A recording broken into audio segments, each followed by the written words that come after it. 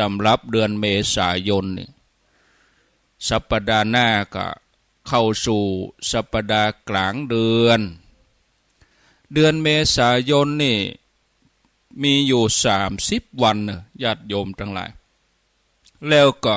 ตั้งแต่วันผูกนี้ไปก็จะเข้าสู่ช่วงเทศกาลปีใหม่เมืองญาติโยมทั้งหลายในห่วงเวลาปีใหม่เมืองสังขารล่องวันเหน่าวันแผ่นยาวันปากปีราชการทั้งหลายเปิ้นก็จะเริ่มหยุดงานก็คงจะหยุดตั้งแต่วันนี้ไปนะปุ่นญาติโยมไปจนถึงวันที่17-18 เมษายนนอนลูกหลานอยู่ตามบ้านก็คงจะตามเทศกาลเนาะหดน้ำเล่นน้ำพักผ่อนกับครอบครัวอยู่กันพร้อมหน้าพร้อมตาพ่อแม่ก็ปั่นปอนให้ลูกให้หลานไปอวยพรให้กันโชคดีปีใหม่เมืองเนาะศรัทธาญาติโยมดอกไม้ต่างๆก็บานเนี่ยดอกเจ้าล่อดอกตะแบกดอกชมพอหางนกยุงแล้วก็ดอกที่เป็นสัญลักษณ์ปีใหม่เมืองนี่ก็คือดอกลมแรงเนาะศรัทธาญาติโยมดอกลมแรงดอกจ้อล่อก็ออกมาเบ่งบานหมายถึงเทศกาลปีใหม่เมืองดอกกวาวนี่หล่นไปแล้วบางตีก็ยังมีอยู่แต่ว่าถ้าว่าแล้วปีใหม่นี่จะเป็นใบก่อนปีใหม่นี่ก็ดีใบอ่อนดอกกวาวนี่เอาใบมาห่อขนมจ๊อกเอามาแป่ง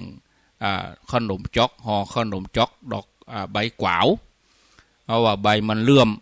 ใบมันเป็นมันเนาะโอ้อากาศนี่เมื่อหลายวันก่อนก็มืดมัวไปทั่วเลยเฮาก็อยู่กับคุณกับอยู่กับฝุ่นกับความขุ่นมัวกับฝุ่นนี่เป็นเดือนมาแล้วเนาะตั้งแต่มีนามาแล้วเป็นเดือนแต่ว่าวันซืนนี่ฝนตกมาหลายพื้นที่ก็เบาบางไปจัดนักช่วยได้จัดนักนะธรรมชาติมันก็จะต้องแก้ด้วยธรรมชาตินะเอาจะแก้ด้วยมนุษย์นี่มันยากมันถึงแก้บ่จบธรรมชาติก็แก้ด้วยธรรมชาตินะเนาะมันถึงบ่เต้าธรรมชาตินะถึงบ่เต้าฝนเต้าลมธรรมชาติอย่างเขาเปิดพัดลมนี่อุ่นเนาะลมธรรมชาติมานี่เย็นเนี่ยเอาน้ำหดแต่หมู่บ้านเขามันหดแล้วเดี๋ยวมันก็แห้งแล้วฝนตกมาบ่ให้บ่ดีนี่เย็นเพราะว่ามันตกทั่วหมดหรอตกทั่วบริเวณหมด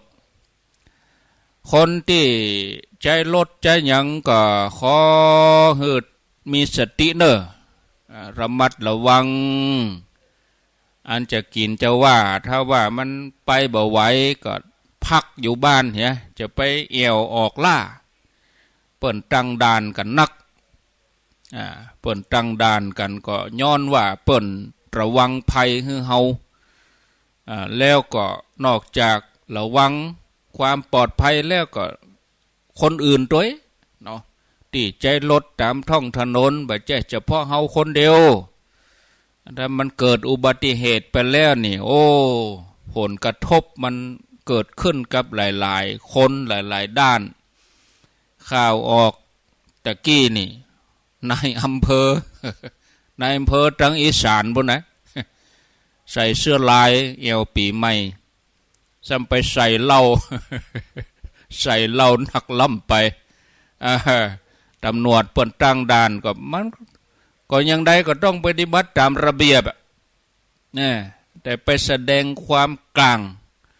ไปแสดงความใหญ่ว่าตัวเก่าเป็นนายอำเภอก็เลยเอาไปมานี่มันงานเข้าในอำเภอเป็นข่าว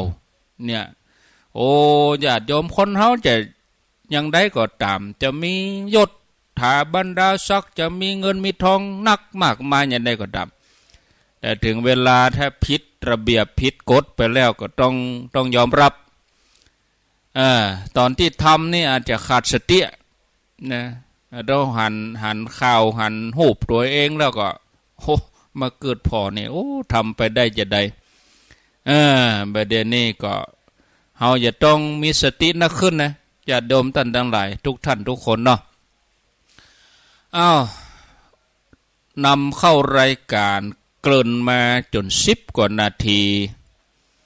วันนี้ก็ถือว่าเป็นความโชคดีของอาตมาที่ได้มาปะมามาจากับศรัทธาญาติโยมห่างหายไปจัดเมินสำหรับรายการนี้โอ้เป็นเดือนละกันเนาะตั้งแต่มีนามาแล้วติดธุระตลอดงานมันติดธุระตลอดเลยเมื่อใดก็งานตรงวันศุกร์เมื่อใดก็งานตรงวันศุกร์เนาะปะซุมพ่องยังพ่องโอ้ตั้งแต่กุมภามาแล้วกะเนาะญาติโยมโอ้ตั้งแต่ก่อนมาฆะปูจามาละประชุมกาเดินทางไก่กาไปต่างจังหวัดกาการนั่นการนี่โอ้บ่ได้มาปะศรัทธาญาติโยมก็ห่างหายไปจัดเมินแล้วก็รายการวันพุธแถมรายการวันพุธก็บ่ล่ำได้มาพุธหน้านี่คงจะบ่พลาดแล้วเนาะพุธวันที่17นี่นะก็บ่แน่นะพอสถานการณ์แถมกรรมก่อนความแน่นอนคือความไม่แน่นอนญาติโยมท่านทั้งหลายเมื่อมาปะกันแล้วก็บ่เฮือได้ขาดแคลวเสียเวลานำเข้ารายการตะกี้ก็อนุโมทนากับสถานีวิทยุคลื่นต่างๆที่เปิ่นได้รับสัญญาณตั้งไกลก็เนี่ยมจรลำปางวิทยาสงฆ์นครลำปางตั้งอยู่ที่วัดบุญยวาสวิหาร FM 106.50 ออกอากาศเมื่อเจ้าตี3ตี4ตี5รายการก็มีครูบาอาจารย์สลับสับเปลี่ยนกันมาเวลาบ่าย3 โมงก็มาปะกับอาตมาภาพพร้อมกับครูบาอาจารย์แต่ละตนแต่ละองค์ส่วนอาตมานี่ก็สัปดาห์ไหนก็มาปะญาติโยมเหววันทุกวันศุกร์บ่ได้มาก็มีตนอื่นแทนเนาะก็ขอบคุณเนอะเจ้าหน้าที่ผู้อำนวยการสถานีทางเชียงใหม่ก็มีที่เมืองฝางปุ้นเมืองฝางก็ที่วัดพระพุทธบาทอุดมหลวงพ่อพระครูสุจิตานุรักษ์ด็อกเตอร์หลวงพ่อเจ้าคณะอำเภอฝางเจ้าวาดวัดพระพุทธบาทอุดมท่านอาจารย์จำเริญตัวยวัดศรีโพธารามประธาตม่อนปิ่นท่านอาจารย์จำเริญที่ได้ดูแลฝ่ายเทคนิคเข้ามาทางเชียงใหม่ก็มีที่วัดฝ่ายหิน104.50 FM 104.50 สถานีวิทยุเพื่อการศึกษาพระพุทธศาสนาแล้ววัฒนธรรมมาตั้งใต้ก็ที่สถานีวิทยุ 89.50 บ้านทุ่งเรดิโอของป่ออุดมป้าเทียมวันพุทธวงศ์ญาติโยมก็ไหลเข้ามาไหลจับที่ไหนก็ฟังที่หั่นนะบ่ได้ยินก็ฟังทางออนไลน์ฟังทางอินเทอร์เน็ตฟังทางเฟซบุ๊กนะฟังเอาศรัทธาญาติโยมเนอะแล้วก็ทางห้วยตองซักนี่ก็คงจะหลังปีใหม่บุนะจะเปิดทำการให้รับฟังเพราะว่าปรับปรุงระบบแล้วก็แถมอย่างหนึ่งก็เกิดเหตุชุดวิสัยเกิดเหตุชุดวิสัยก็คือว่าหลังคาโมเดิร์น นะหลังคาโมเดิร์นคือหลังคาหมาแงนเนี่ยนะแล้วก็ตีนเจ้าคามันหินไปหน่อยหลังคาโมเดิร์นนี่มันยกขึ้นแล้วก็ที่นี่ใบไม้มันปิวลมเนาะใบไม้แห้งมันปิวลมเข้าตังเลาะเข้าตังปื้นนะเพราะว่าบ่ได้บังตังข้างบ่ได้เอาอันหยังบังตังข้างใบไม้ก็เลาะตังปื้นบ่ฮู้กี่เดือนกี่ปีเฮาก็บ่ฮู้บ่ได้ไปหาไปเยี่ยมไปแอวไปพอทีนี้ก็ใบไม้มันหนาเข้าแถมยังก็ฝนเนาะฝนตกสาดเข้าไปฝนตกสาดเข้าไปฝนมันตกใส่มันก็ทำให้ใบไม้มันอมน้ำแหละใบไม้มันอมน้ำนักเข้าตกไปตกมาตกล่ม ใบไม้ล่มบาดเจ็บล่มกับใบไม้น้ำตัวตกตัดเครื่องส่งพอดีนั่นโอ้งานเข้าทำแล้วไอ้เนาะเดี๋ยวนี้เรียบร้อยละแปลงแล้วแปลงเพดานแปลงหลังคาแปลงอย่างตึดแล้วบางใบไม้มันเข้าแล้วก็ระบบไฟระบบอย่างโอ้ยุ่งหยาบก็ช่างก็จะแก้ไขฮื้อหลังปีใหม่เนาะเช้าป่ายพุ่นตังห้วยตองซักอันนี้แจ้งฮื้อทราบสำหรับท่านที่รับฟังช่วงบ่ายรับฟังเมื่อเจ้ารับฟังเมื่อค่ำที่ห้วยตองซักก็เขาก็ฟังของนี่บ้านทุ่งเรดิโอนี่89.50ก็รับฟังกันได้ไปถึงบ้านโฮงปุ่นเนาะญาติโยมท่านทั้งหลายเมื่อปะกันแล้วมามาจาว่าห่างหายไปเมินเพราะยังก็ไปแล้วแล้วก็ขอบคุณสถานีแต่ละที่แต่ละแห่งเรียบร้อยแล้วก็หันมาขอบคุณเนาะศรัทธาที่รับฟังทางสถานีวิทยุนี่บอกว่าคลื่นไหนตั้งใดก็อนุโมทนาบุญตัวแล้วก็ญาติโยมที่ติดตามชมฟังทางออนไลน์ทาง Facebook ทุกท่านทุกคนเนาะอาจจะบ่อ่านชื่อมดเพราะว่าถ้าเฮามาอ่านชื่อมดก็เดียวคนที่บ่ได้ถูกตักถูกบ่ได้ถูกชื่อก็จะมาน้อยใจเนาะอ่านเป็นว่าทุกคนทุกท่านก็แล้วกันญาติโยมท่านทั้งหลายจะเข้าสู่ปีใหม่เมืองก็บรรยากาศนี้ก็เฮาก็คนเมืองเฮาก็ต้องฮู้กันอยู่แหละนะบรรยากาศปีใหม่เมืองนี่นะญาติโยมทั้งหลายแรงมาค่ำมามันก็จะมืดนี่ยะมืดบดมืดยิ่งวันที่เขาจะขนซ้ายเข้าวัดนี่มันจะบดมืดวันที่เขาห่อเขาต้มขนมนะแล้วก็เปิ้นจะเพี้ยวบ้านกันเนอะเป็นวันสาธารณสุขศาสตร์วันสาธารณสุขก็คือว่าเพี้ยวบ้านเพี้ยวจองเนาะวันสังขารล่องปัดกวาดเพี้ยวบ้านแต่นพระแต่นยังตีรับตีนอนตีรับแขกบริเวณบ้านวันสาธารณสุขถ้าเขาทำบ่ไหวเขาก็จ้างเอาเด้อบางทีเขาจะญะคนเดียวมันอิดเนาะพื้นที่มันกว้างเป็นหญ้าเป็นหยังกาอย่างที่เขาเก็บสะสมทับถมไว้งูเงี้ยวเขี้ยวขอเวลาฝนตกมางูมันเป็นลบซ่อนมันลบฝนก็จะเข็บแมงป่องมาสามบาซีแล้วปีใหม่ออกใจไข้เพี้ยวตัดนี่สกรรมไปเปิดเขาใส่งูกาแมงป่องกายอย่างนั้นเฮือทำเนอะเฮือทำก่อนวัน2 วันนี้ก่อนฝนหาใหญ่มันจะตกจะลงถ้าลมหลวงมาแล้วฝนหาใหญ่มาแล้วนี่มันก็จะยากลำบากของอย่างที่มันโดนฝนบ่ได้เขาก็ตรวจตราแถมอย่างนึงก็กิ่งไม้ใหญ่เนาะต้นไม้ใหญ่ใกล้บ้านใกล้จองก็จะเกิดอันตรายก็จ้างเขาบอกเขาให้มาตัดแต่งเหียถ้าว่าลมหลวงมามันหักใส่สายไฟก็ หักใส่บ้านหลังคาก็อันตรายฉะนั้นสิ่งเหล่านี้ก็ต้องระมัดระวังตรวจตราลมบะเดียวมันมาแห้งก็แห้งกำเดียวมันปืดต้นไม้ก็ปืดถึงต้นนะญาติโยมหักการอย่างค่าไปหมดปิววุ่นอย่างที่บะแข็งแรงเขาก็พอหลังคาบะเดียวนี่มันเป็นหลังคาเม็ดทันชิดบ่ใจหลังคากระเบื้องร้อนกระเบื้องร้อนนี่มันนักอย่างแต่ว่ามันแบบปึ้งแบบปิวนะซีแพกกากระเบื้องร้อนนี่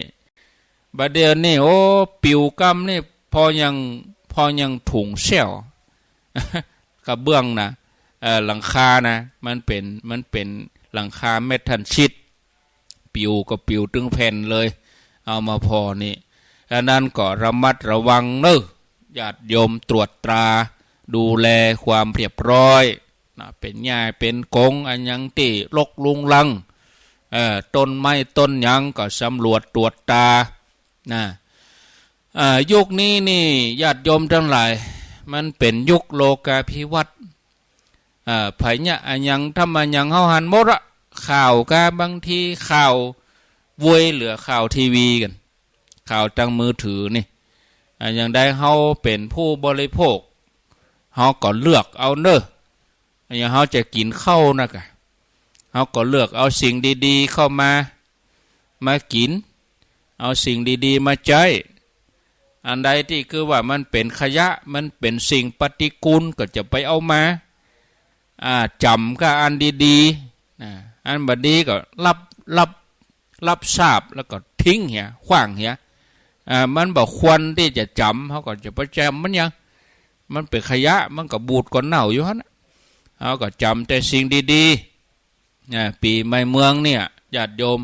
ปีแล้วเขากึดจะได้ปีนี้มาหาหมอเปิ้นบ่ฮื้อแจ้งฮื้อด่ากันเปิ้นฮื้อแปลงจิตใจฮื้อโปร่งใสอันนี้เขาต้องเลือกเอาอย่างที่ทำให้จิตใจเขาขุ่นมัว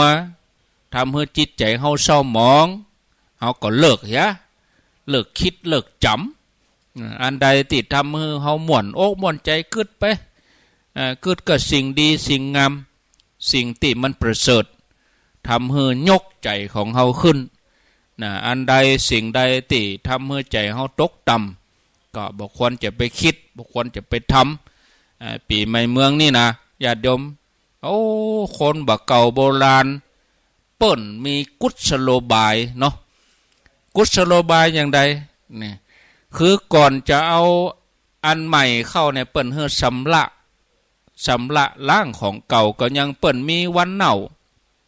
ที่บอกว่าวันสาธารณสุขเนี่ยวันพญาวันนี่เปิ้นเฮือของใหม่ใส่ผ้าใหม่เฮือหยังกึดใหม่คิดใหม่อันเก่าวันเน่าคือมันขว้างไปมันเสี่ยงไปแล้วไป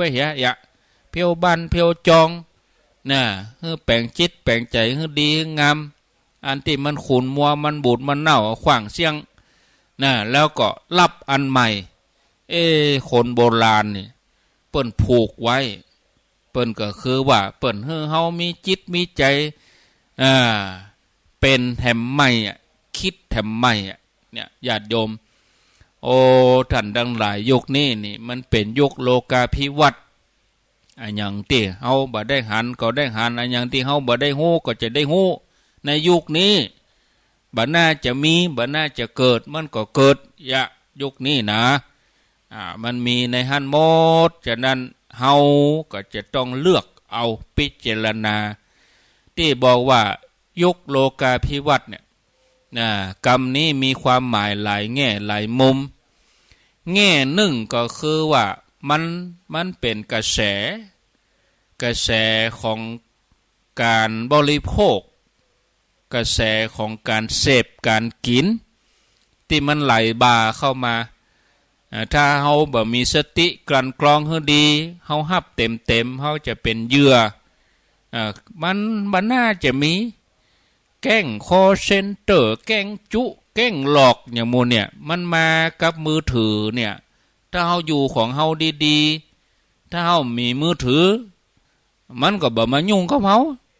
เขามีมือถือก็เดียวอันนั้นละอันนี้มาจากฝ่ายนั่นมาจากกรมนี่มาจากตำรวจมาจากนั้นโทรมาหา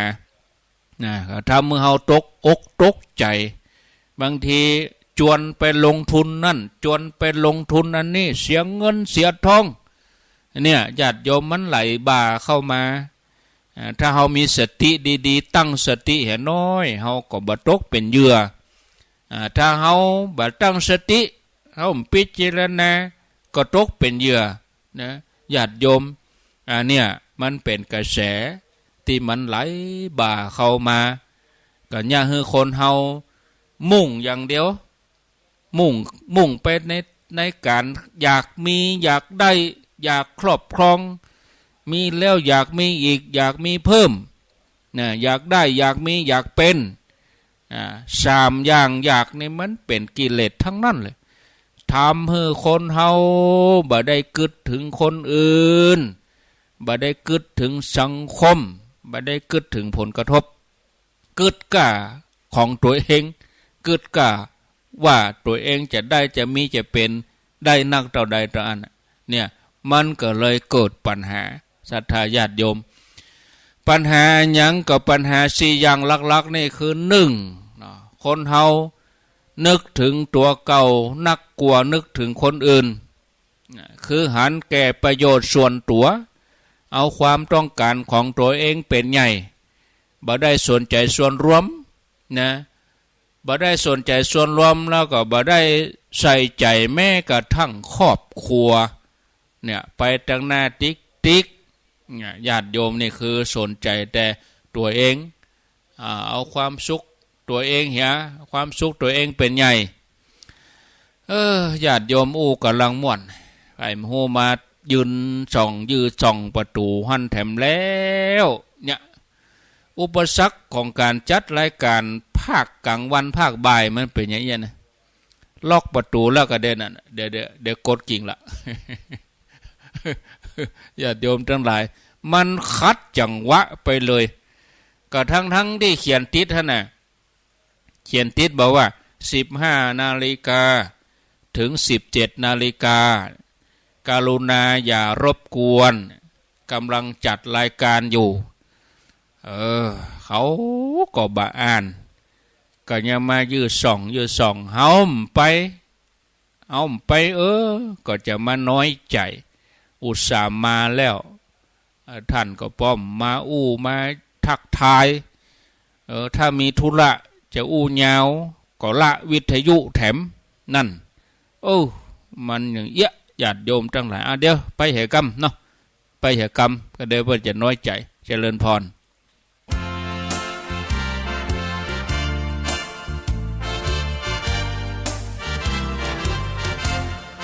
เกิ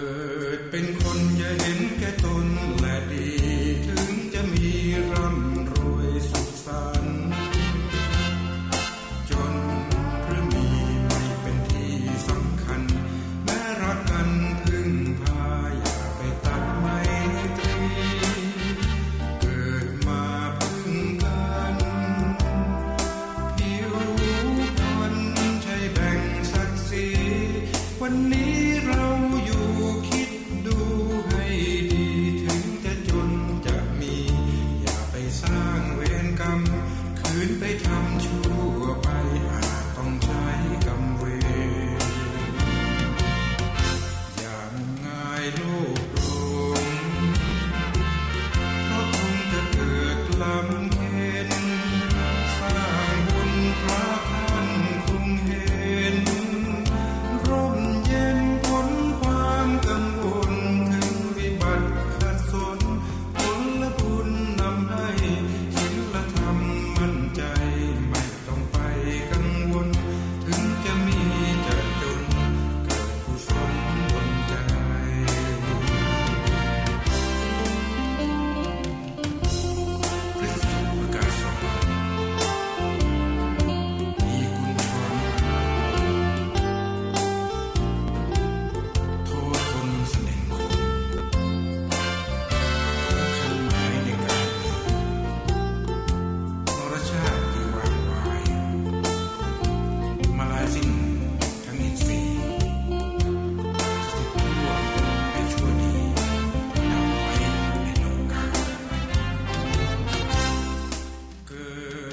เอาแล้วศรัทธาญาติโยมท่านสาธุชนคนดีทั้งหลายก็ได้มาปะกันแถมก็ขออภัยเนอะขาดตอนไปหน่อยขออภัยญาติโยมเนื่องจากว่าก็มีญาติโยมเปิ่นมีธุระมาพบปะกับอุจาระแล้วก็บอกเขาเปิ่นมาวันใหม่วันนี้รายการต้องอูยาวก็เลยว่าวันนี้มันสะดวกเตื้ออย่างกันเนาะมาอู้ต่อญาติโยมท่านทั้งหลายอู้ต่อในเรื่องราวที่ว่าแต่กี้ว่าโอ้ยุคนี้สมัยนี้เนี่ยมันเป็นยุคโลกาภิวัตน์ยุคความเจริญก้าวหน้าทางเทคโนโลยีไม่ใช่ว่ามันบ่ดีนะเทคโนโลยีนี่ก็มันก็ดีนะเนี่ยถ้าเฮาบ่มีเทคโนโลยีนี่เฮาก็วิทยุสถานีนี่เฮาก็ไปได้ยินกันก็แต่ละสถานีก็มันก็จัดของแต่ละท่านแต่ละคนไปก็ย้อนเฮามีเทคโนโลยีเนี่ยเฮาถึงได้ยินกันอาตมาบ่ต้องเดินทางไกลบ่ต้องเดินทางลำบากเป็นเมื่อ10 ปี20 ปีก่อนนี่จะจัดรายการนี่จะต้องเดินทางไปที่สถานีพูดหรอกแต่บัดเดี๋ยวนี้โอ้นั่งอยู่ที่วัดจัดรายการสัญจรกาถ่ายทอดการอย่างการเนี่ยไปได้พับไข่คะแนนว่ามีอินเทอร์เน็ตคะแนนว่ามีเทคโนโลยีมาช่วยอันนี้ก็ดีไปทางนี้เฮาจะหันข่าวหันยังประชาสัมพันธ์ยังติดต่อยังกันเนี่ยข้อความกาเนี่ยโทรศัพท์หันหน้ากันก็ได้มันก็เทคโนโลยีนะเอาโทรศัพท์ปันโจกปันป้อนเฮกันเนี่ยก็ได้อันนี้เทคโนโลยีมีข้อดีอยู่ข้อเสียก็มีอันดีมันก็มีให้นะญาติโยมเนาะมันมีขาวก็มีดำนะกะมันก็ต้องมาด้วยกันทีนี้ตัวเฮาท่านทั้งหลายเองเฮาก็จะต้องคัดสรรเฮาจะต้องเลือกเอาพิจารณาเอานะยุคนี้ประการที่หนึ่งอย่างที่ว่าคนเฮานี่จังกึดถึงตัวเก่านักกลัวกึดถึงคนอื่นเอาแต่ประโยชน์ส่วนตัวเอาความต้องการของตัวเองเป็นที่ตั้งโดยที่บ่รับผิดชอบต่อสังคมบ่ได้ใส่ใจส่วนรวมนะบ่สนใจแม้กระทั่งคนในครอบครัวอย่างนี้ก็มีประการที่สองนะคนเฮาทั้งหลายนี่ยึดติดหวังเปิ้งวัตถุเกินไปนะเข้าใจว่าความสุขจะได้มาจากการเสพวัตถุนะก็เลยกึดแต่จะครอบครองกึดแต่จะเสพวัตถุกึดแต่จะมีได้นักที่สุดนะกึดว่าวัตถุต่ออันที่จะบันดาลให้ตัวเองมีความสุขประการที่สามคนเฮานี่หวังโรยทางลัดเนาะหวังลาบลอยโจกคอยคือว่าหวังลาบลอยคอยโจกบ่ได้เปิ่งธรรมะอย่างแท้จริงธรรมะอย่างแท้จริงนี่เปิ่นเฮือมันเฮือขยันมันเพียรโดมันหาจะไปขี้ค้านแต่คนเฮานี่ขี้ค้านแล้วก็ใครรวยมันก็เอาทางลัดทีนี้คนก็จังจมกันนะญาติโยมนะโอ้มันแตะมันว่าทำไมเฮาถึงบ่มั่งบ่มีก็คนที่เปิ้นจะมีขนาดนั้นได้นี่เปิ้นต้องอดทนขนาดไหนเปิ้นถึงมีความขยันมันเพียรขนาดไหนเฮามาหันตั้งป่ายแล้วเอาบ่ได้ดูตั้งเก่าเนี่ยคนก็เลยชอบชอบที่จะไปทางลัดก็คือการพนันการโกงคอร์รัปชันเนาะไปตั้งพวกญาติโยมทั้งหลายลาบลอยคอยโจกคนก็เลยติดการพนันการพนันออนไลน์เนี่ยก็มาทางอินเทอร์เน็ตนี่แหละ ติดการพนันครอบครัวแตกแยกเนี่ยญาติโยมทั้งหลายละอ่อนก็ติดเกมเนี่ยศรัทธาญาติโยมเรียนหนังสือสมาธิก็บ่ค่อยดีสมาธิที่จะมาจำในเรื่องของตำรับตำราก็ไปแบ่งให้ตั้งเรื่องของเกมดังนั้นญาติโยมทั้งหลายเนี่ยอันตรายคนเฮานี่ใครรวยจากการโกงใครรวยจากการคอร์รัปชันใครรวยจากการพนันเนาะเริ่มสนใจที่จะทำงานด้วยความสุจริตบ่สนใจที่จะทำงานทำมาหากินด้วยความสุจริตประการที่สี่คือว่าคนกึดบ่จ้างกึดบ่เป็นเอาความรู้สึกนักกว่าเหตุผลที่มันยุ่งถึงวันนี้เพราะว่าเอาความถูกใจนักกว่าความถูกต้องบ่ได้ไตร่ตรอง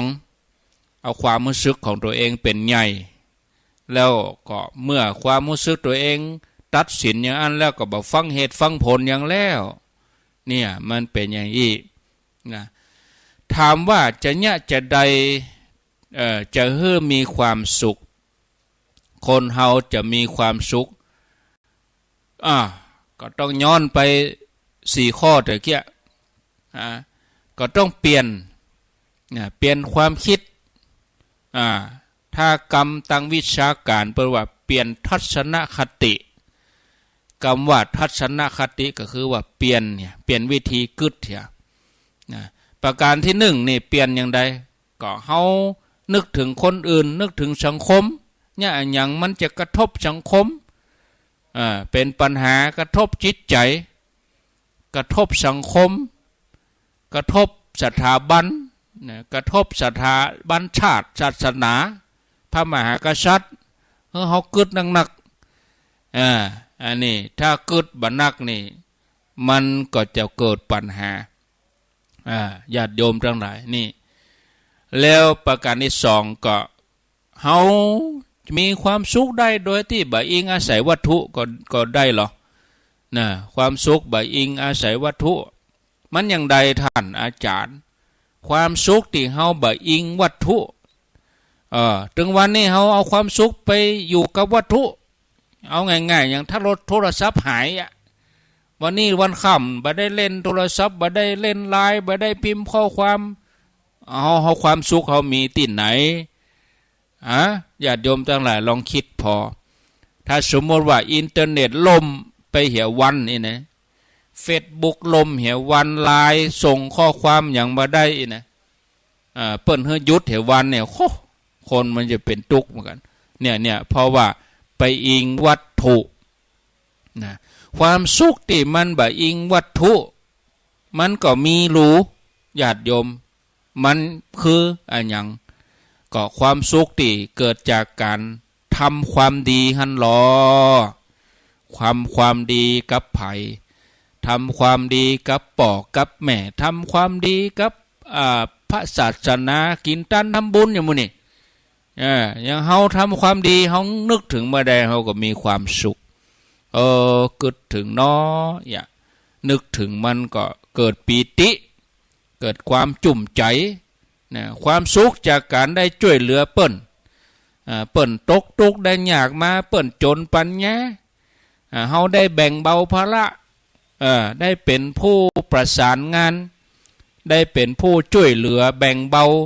บ่นักก็น้อยเป็นส่วนหนึ่งเฮานึกถึงเมื่อใดเฮาได้เอื้อเฟื้อเกื้อกูลมีความสุขเหมือนอย่างกับแต่ละสถานีที่เปิ่นรับสัญญาณอยู่เนี่ยเกื้อกูลกันเอารายการธรรมะออกไปสู่ผู้ฟังทางบ้านเป็นความสุขจากการทำความดีหรอกเนาะครูบาอาจารย์จัดรายการก็บอกกล่าวกิจกรรมนั่นกิจกรรมนี่กินตันทำบุญนึกถึง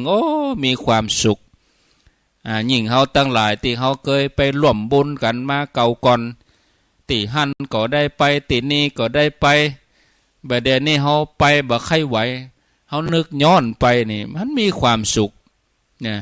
ความสุขจากการที่ได้ทำสิ่งที่ยาก ให้สำเร็จได้ด้วยตัวเองนะเขาลองคิดพอก็โอ้เขาผ่านอุปสรรคปัญหามาเนาะเขาคิดถึงความสุขจากการได้ไหว้พระสวดมนต์ความสุขจากการเจริญภาวนา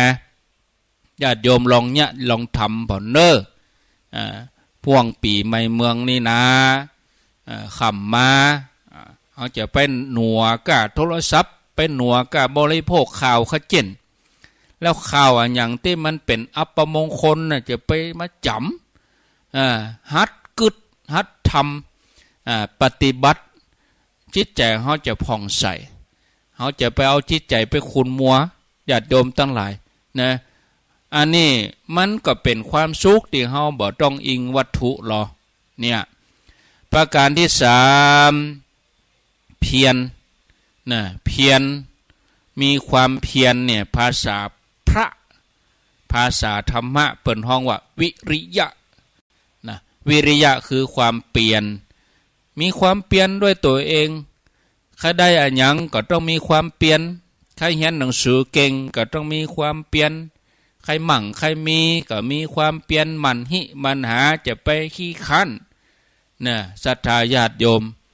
คนเฮาถ้ามีความเปลี่ยนเป็นที่เปิ่งก็จะประสบความสำเร็จในชีวิตทั้งนั้นการทำงานการส่วนรวมคนเฮาถ้ามีความเปลี่ยนแล้วเนี่ยโอ้จะชนะอุปสรรคต่างๆเนาะพระพุทธเจ้าของเฮาตอนที่เปิ่นเป็นโพธิสัตว์บอกว่าเสวยจาดเป็นหยังเป็นกวางเป็นเก้งเนาะจาดสุดท้ายมาเป็นพระเจ้า10 จาดมหาชนกก็ความเปลี่ยนนั่นน่ะคนเฮาจะล่วงตุกได้เพราะความเปลี่ยนวิริเยนะทุกขมะเจตินี่เปิ้นกล่าวไว้ญาติโยมเมืองไทยเฮานี่มีศาสนาพุทธเป็นศาสนาที่สอนให้เฮามีความขยันหมั่นเพียรบ่ใช่สอนให้เฮาเป็นคนขี้ค้านญาติโยมให้เฮามีความเปลี่ยนแล้วบ่กล้าศาสนาพุทธนะทุกศาสนาเองเปิ้นสอนให้มันเป็นเปิ้นสอนให้เปลี่ยนมีความเปลี่ยนมีวิริยะมีความเปลี่ยนนะอันที่สี่กึดดีกึดจ้างเนาะคือว่ากึดดีกึดอย่างฉลาดคือกึดทางบวกจะไปกึดทางลบนะเมื่อเจอปัญหาก็อย่าท้อถอยพอฮือหันว่าปัญหาตั้งหลายเนี่ยมันมีข้อดีอยู่ในตัวก็มีนะปัญหาตั้งหลายมีข้อดีพ่องนะบางทีเฮาโดนเปิ่นตำหนิโดนเปิ่นวิจารณ์ว่าเฮาอย่างอันว่านี้แทนที่เฮาจะโคดเฮาจะไปโกรธคนนั้นเฮาจะไปโมโหคนนั้นจะไปสืบสาวว่าคนนั้นว่าเฮาเป็นไผว่าเฮาคนนั้นนี่นะมันบ่ได้หยังเนาะทกคือหาหน่วยนะญาติโยมเฮาพิจารณาสิ่งที่เปิ่นวิจารณ์เฮาสิ่งที่เปิ่นว่าเฮาเขาว่าอาจจะมีข้อดีอาจจะถูกของเขาก็ได้นะแต่ถ้าเฮาบ่เป็นอย่างอันถ้าเขาว่าเฮาสบายใจก็ว่าไปเถอะมันตำหนิมันว่ามันวิจารณ์มันนินทาก็มันว่าไปแต่ถ้าเฮาเป็นอย่างอันเฮาก็แก้ไขตัวเองอย่าเฮาบ่ควรจะไปโกรธบ่ควรจะไปโกรธไปโมโหเฮาก็พิจารณาว่าสิ่งที่เขาอู้มามีข้อดี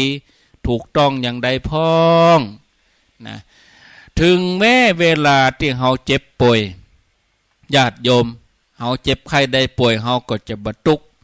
เพราะเฮาสามารถเอาประโยชน์จากการเจ็บป่วยได้นะท่านพุทธทาสเปิ้นได้กล่าวบอกว่าป่วยทุกทีก็ต้องฉลาดทุกครั้งนะป่วยทุกครั้งให้ฉลาดทุกครั้งคือเฮาระมัดระวังตัวเองเป็นเครื่องเตือนว่าเฮาบ่ยังเก่าจะแข็งแรงยังเก่าจะยากการได้ยังเก่ามันบ่ยังเก่าแล้วอาการเจ็บป่วยเนี่ยป่วยทุกครั้งฉลาดทุกครั้งเพราะความเจ็บป่วยนี่ ญาติโยมโรคภัยไข้เจ็บที่เกิดขึ้นกับเฮานี่ทำมือเฮาฉลาดอย่างใดก็มาเตือนให้เฮานึกถึงความบัดเตี่ยงของสังขารเนี่ยเตือนให้เฮาดำรงชีวิตอย่างบ่ประมาทเนี่ยเฮาจะกินจะยืนจะเตียวเนี่ยต้องระมัดระวังกินยังเก่าได้ละเนอเตียวยังเก่าได้ละเนอมันเป็นอย่างนี้ลูกความเจ็บป่วยนี่นะมาเตือนให้เฮาตระหนักได้หันคุณค่าของชีวิตที่เฮายังเหลืออยู่ความบาดเตี้ยงของสังขารทำให้เฮาหันว่าความสุขที่แท้จริงมันง่ายเพียงแต่ว่าเฮาป่วยเฮาก็เอาความเจ็บป่วยเนี่ยมาเตือนสติเฮาแต่คนเฮาบ่ล่ำได้คิดอย่างอี้นะญาติโยมตอนที่มีสุขภาพดีก็อยากได้นั่นอยากได้นี่นะกินติ๊กเนาะไปเอวติ๊กสมาเลเทเมากินเมื่อใจยั้งกินเมื่อดังสับนี่เนาะแต่บ่กองเจ็บป่วยขึ้นมาก็เลยฮู้ว่าอันเนี้ยญาติโยมความสุขมันง่ายน้อยเดียวเพียงแต่ว่าญาติโยมเฮาบ่ป่วยเพียงแต่ว่าสุขภาพเฮาดีสุขภาพเฮาเป็นปกติเนี่ยมันมีความสุขแล้วนะเนาะอโลคยาปรมาลาภาความบ่มีโรคเป็นลาภอันประเสริฐมันถึงแท้น่ะผมบ่เจ็บใครได้ป่วยอย่างนี้มันถึงมีความสุขลองเฮาเจ็บเฮาเป็นอย่างมันบ่ได้ค่าได้อย่างสักอย่างเนาะบ่ค่าได้ใครมีอย่างสักอย่างลองว่าเฮาสุขภาพดีได้ไปนั่นไปนี่เปิ้นได้ตันเฮาได้ตันเปิ้นได้กินเฮาได้กินเปิ้นได้ไปเฮาได้ไปนะอันนี้ความสุขล้นเหลือเนาะญาติโยมจะไปคิดอย่างนักก็เดียวก็แรงก็เดียวก็ค่ำกินข้าวแรงนอนผูกก็แจ้งอย่าคิดมากนะญาติโยมทั้งหลายอาตมาเกิดว่าถ้าเฮามีธรรมะ4ข้อนี้เนาะบ่ว่าศาสนาไหนก็จะมีความสุขได้ง่ายนะเฮาปะความทุกข์ปะความลำบากเฮาก็จะบักกัวกล้าที่จะสู้กับความจริงกล้าที่จะปะกับความยากลำบากเพราะเฮาฮู้ว่าลำบากวันนี้สบายวันหน้าคนเฒ่าคนแก่พ่อแม่ทั้งหลายที่เปิ้นมีความสุขในปัจจุบันนี้เพราะว่าเปิ้นลำบากมาเก่าเปิ้นทุกข์เปิ้นยากมาเก่าพ่ออุ้ยแม่อุ้ยตั้งหลายพ่อแม่ศรัทธาแต่รออ่อนลูกหลานบ่ได้เขาเกิดมาเขาสบายแล้วเขาเกิดมาจับเขาบ่ได้เตียวตีนเปล่าเขาเกิดมาปุ๊บเขานั่งรถเลยเนาะญาติโยมคนบ่เดียวนี่นะ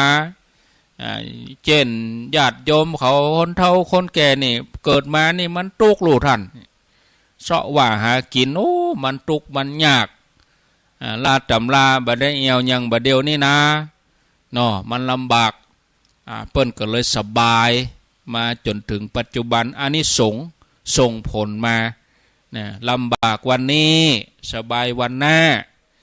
แล้วเมื่อมีความสุขแล้วเนี่ยเราจะมีกำลังใจถ้าเรามีความสุขนะเราจะมีกำลังใจในการทำความดีมีกำลังใจในการสร้างประโยชน์ให้ส่วนรวมคนเราถ้าเกิดหนีอีหนักๆเนี่ยจะเป็นสังคมที่มีความสุขเป็นสังคมที่สงบสุขนะญาติโยมทั้งหลายบัดเดี๋ยวนี้เฮาทั้งหลาย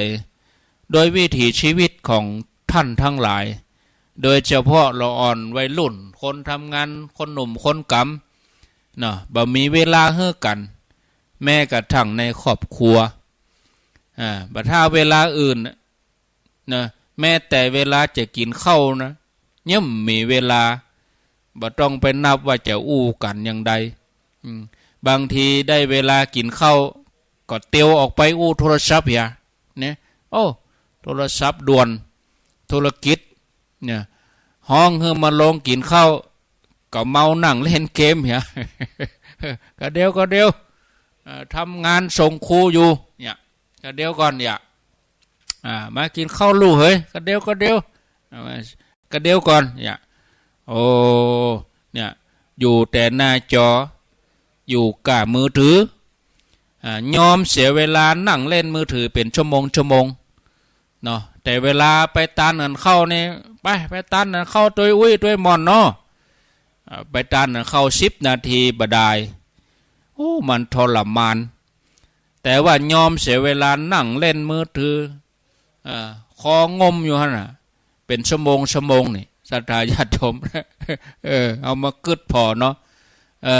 พ่อแม่ว่าลูกมากินข้าวได้แล้วเดี๋ยวก่อนกันเดี๋ยวก่อนเฮามีเวลาให้คนอื่นอยู่ในบ่ฮู้คนอื่นคือคนที่อยู่ในมือถือเฮาฮะน่ะ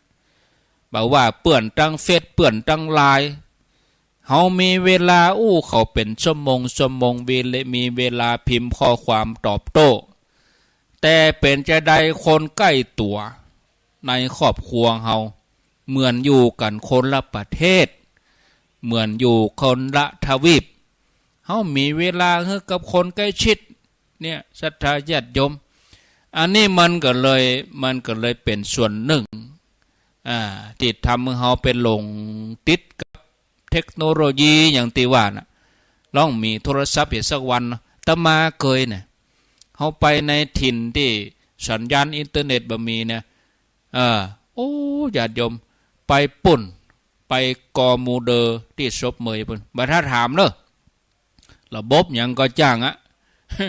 โทรศัพท์กล้าเป็นหมื่นนึงคือบ่ได้ญาติโยมเพราะอย่างมันใจอย่างบ่ได้สักอย่างเลยนะเนี่ยญาติโยมจะชาร์จแบตเตอรี่ก็ต้องรอไฟมาก่อนโซล่าร์เซลล์เปิดเป็นเวลาแล้วก็อินเทอร์เน็ตนี่โทรศัพท์ถ้าจะนี่ต้องเตียวออกไปปุ่นบนดอยปุ่นมีแหมจุดหนึ่งมันได้2 ขีดเอาใจกระโทรตัวอันก็มีนะญาติโยมนะไปในที่มันบ่มีอย่างมันรู้สึกว่าเฮาเบาไปนะเนี่ยมันโล่งเนาะมันเลิกติดต่อโลกไปเลยโลกภายนอกยังได้เลิกติดต่อไปเลยปีกมาก็ว่ากันนี่นะญาติโยมตั้งหลายเหมือนเฮาไปแหมโลกหนึ่งอย่างนะแล้วก็โลกที่บ่มีเฮาอย่างเนาะโลกนี้จะบ่มีเฮาอย่างเกิดวันใดวันหนึ่งอย่างเฮาเกิดนี้นะญาติโยมตั้งหลายแต่ว่าถึงวันนี้เฮาเป็นหลงติดเทคโนโลยีคอมพิวเตอร์มือถืออินเทอร์เน็ตเนาะ iPhone ไลน์ Facebook เฮาเลยมีเวลาให้กับคนในครอบครัวบ่มีเวลาให้กับคนใกล้ชิดนะเฮาต้องเริ่มต้นจากการหันว่าความฮักความเอื้อเฟื้อเกื้อกูลกันในสังคมในครอบครัวเนี่ยเป็นที่มาแห่งความสุขนะในรอบเดือนหนึ่งในรอบสัปดาห์หนึ่งก็ลองพิจารณาพอนะให้เวลากันนักขึ้น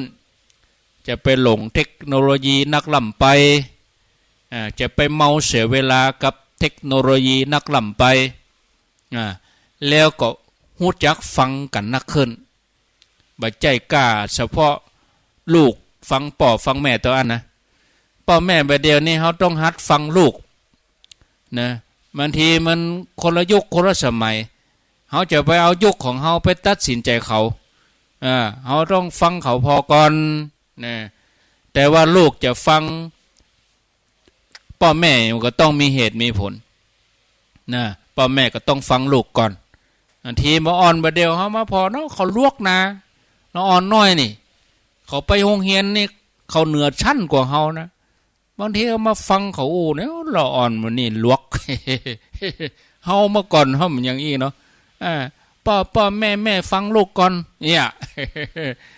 ญาติโยมถ้าเอาบังคับฟังเขาพ่อแม่แบบเดียวเลี้ยงลูกเลี้ยงแบบเปื้อนนะแบบจะเลี้ยงแบบ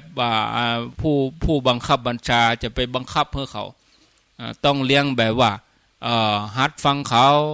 ปัญหาครอบครัวมันจะบ่เกิดขึ้น นะศรัทธาญาติโยมอันนี้หัดฟังกันลูกก็จะฟังพ่อฟังแม่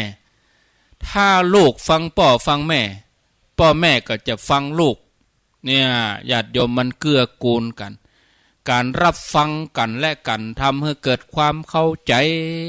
ทำให้เกิดความหันอกหันใจกันแล้วก็จะเอื้อเฟื้อเกื้อกูลกันนักขึ้นจะมีความฮักความหันใจกันนักขึ้นบัดใจกาเฉพาะครอบครัวต่ออันรวมไปจนถึงที่ทำงานตัวเองในหมู่เพื่อนฝูงในหมู่สังคมถ้าเราฟังกันนักบ่จำเป็นจะต้องกึดเหมือนกันนะบางทีมันกึดมันหันต่างไปมันกึดเหมือนกับเราอย่าไปโคดเขานะญาติโยมบ่จำเป็นจะต้องกึดเหมือนกันการฟังกันนี่จะทำให้เราเคารพกันเข้าใจกันนะศรัทธาญาติโยมประเด็นนี้คนเราตั้งหลายเนี่ยบ่ล่ำที่จะฟังกันเมื่อบ่ฟังกันตั้งคนก็ต้องเอาเหตุผลตัวเองเป็นที่ตั้งก็เลยอยู่กันคนละกลุ่มคนละสีคนละค่ายคนละพรรค บ่ฟังกันบ่หันหน้าเข้าหากันที่จริงจุดหมายก็คือพัฒนาเมืองบ้านเมืองให้เจริญนั่นเองทุกคนเจตนาเป็นอย่างนั้นนะเมื่อบ่ฟังกันแล้วก็ทำให้เกิดความบ่เข้าใจกันมีอคตินะเมื่อมีอคติในที่สุดก็สร้างภาพขึ้นมาในใจ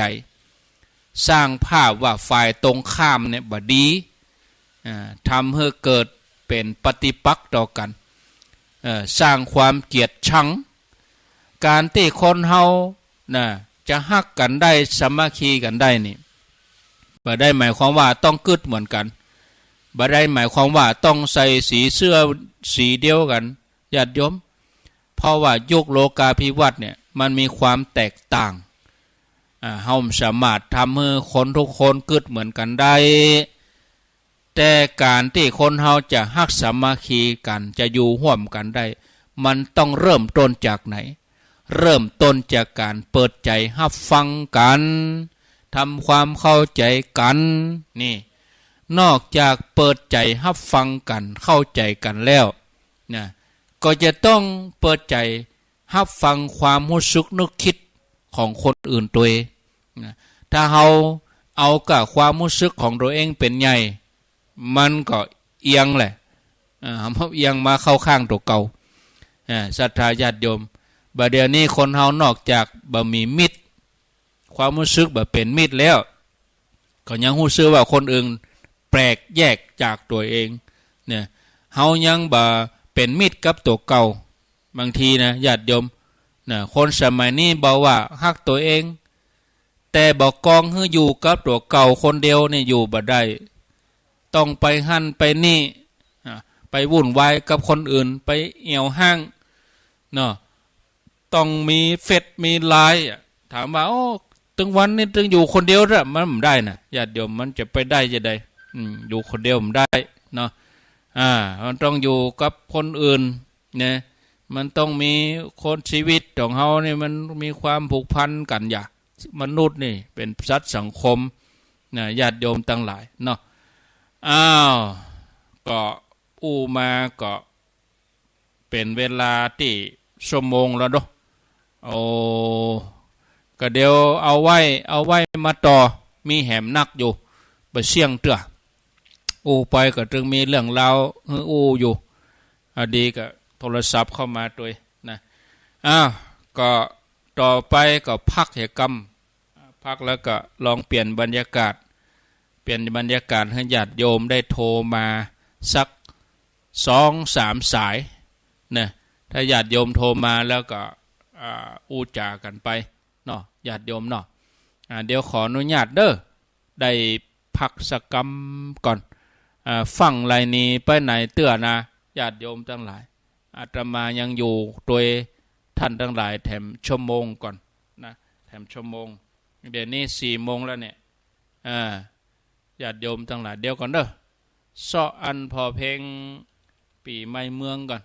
ได้เกียมไว้สักกำบันนึกว่าเวลาจะล่วงเลยป่วยอย่างอี้เอาเพลงปีใหม่เมืองคันเห็นสักเพ เพลงเนาะญาติโยมทั้งหลายเพลงปีใหม่เมืองเอาคันเห็นหน่อยหมู่ฮู้นะเพลงอย่างเป็นเพลงอย่างอาตมาหมู่ฮู้ได้เฮือเจ้าหน้าที่เพิ่นจัดไปนะอาตมาก็พักกำเดียวฟังแล้วหนีไปไหนเตื้อเจริญพร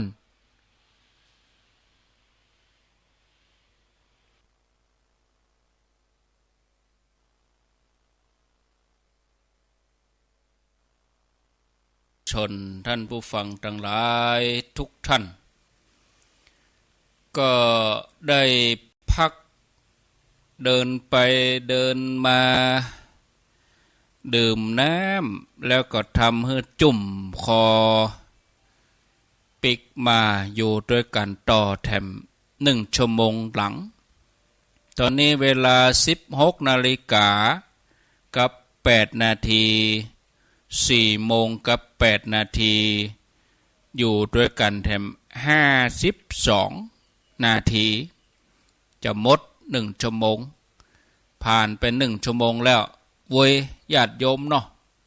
เผลอกำเดียวปุ๊บปั๊บปุ๊บปั๊บ1 ชั่วโมงผ่านไป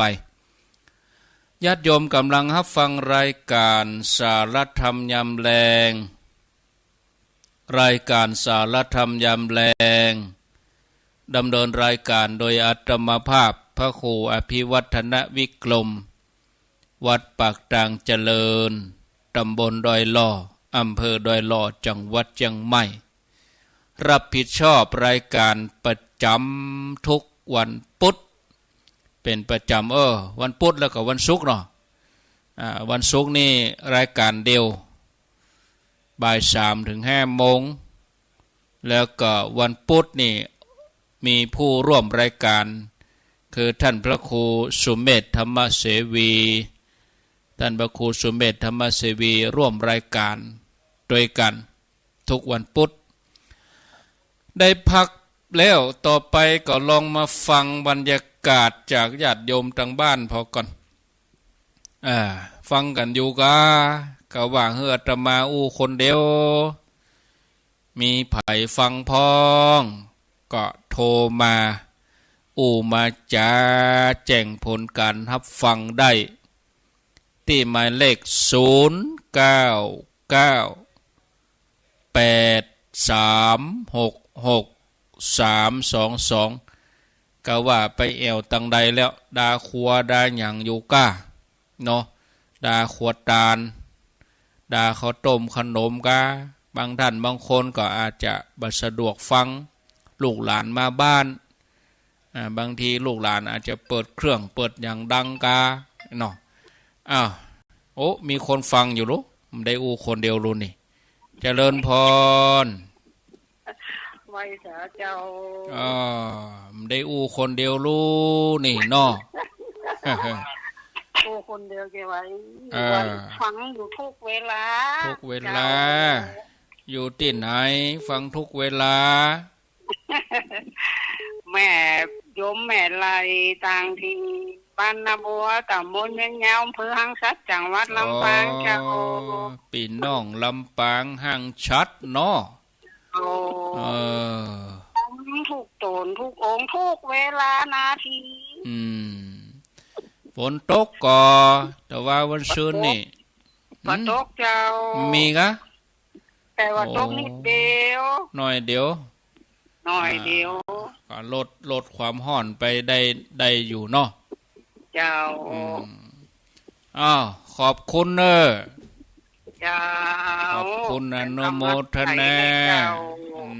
อันนี้อยู่ห้างชัดเนาะสายที่ 1นี่พี่น้องลำปางหนาห้างชัดหนาฟังทุกครั้งแต่ว่าบ่ได้โทรเนาะแล้วจำได้ก็ตัวเจ้าตนไหนพ่องวันนั้นก็หันล้อจำได้ขี้ตนลองว่ามาหนูจำได้ลายตนลองว่าชื่อมาเหรอมหาสมชาติ1เพิ่นมาเผื่อไปแม่เป็นลายเป็นเตี้ยแล้